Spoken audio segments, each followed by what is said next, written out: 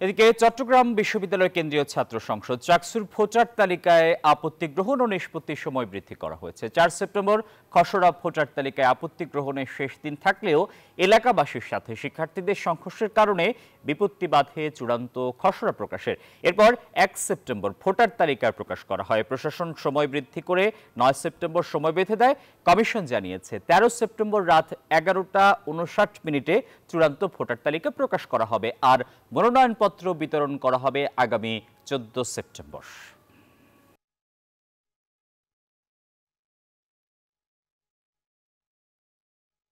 একমাত্র smart city Bashundhara, আধুনিকতায় এক ধাপ এগিয়ে। চাকসু নির্বাচনে ভোটার তালিকার আপত্তি গ্রহণের সময় বৃদ্ধি করা হয়েছে রোববার পর্যন্ত। চট্টগ্রাম বিশ্ববিদ্যালয়ের সার্বিক পরিস্থিতি জানাতে যুক্ত হচ্ছেন সহকর্মী তামিম আহমেদ শরীফ। তামিম, চাকসু নির্বাচনে ভোটার তালিকার আপত্তি গ্রহণের সময় বৃদ্ধি নিয়ে শিক্ষার্থীরা কি বলছেন?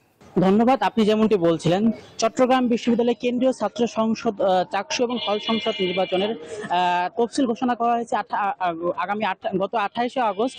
এরপর থেকে আমরা দেখছি যে শিক্ষার্থীদের যে মনোনয়ন খসড়া তালিকা প্রকাশ করা হয় 1 সেপ্টেম্বর এবং 4 সেপ্টেম্বর খসড়া তালিকার আপত্তি গ্রহণের শেষ তারিখ থাকলেও শিক্ষার্থীদের সাথে এলাকাবাসী একটা সংঘর্ষ হয়। সংঘর্ষকে কেন্দ্র করে এই মনোনয়নপত্রের যেই খসড়া, সেই খসড়া বিলম্বিত হয় এবং আমাদেরকে প্রশাসন জানিয়েছেন যে আগামী 13 সেপ্টেম্বর রাত 11:59 চূড়ান্ত খসড়া তালিকা ভোটার তালিকা প্রকাশ করবে এবং এতে আরো বলা হয়েছে যে মনোনয়ন ফর্ম বিতরণের ক্ষেত্রে কোনো হেরফের হবে না। এই যে দেরি হয়েছে এটা আর কি।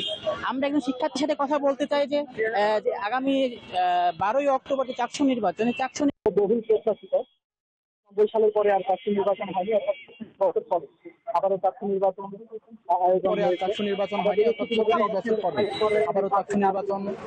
আয়োজন হয়েছে।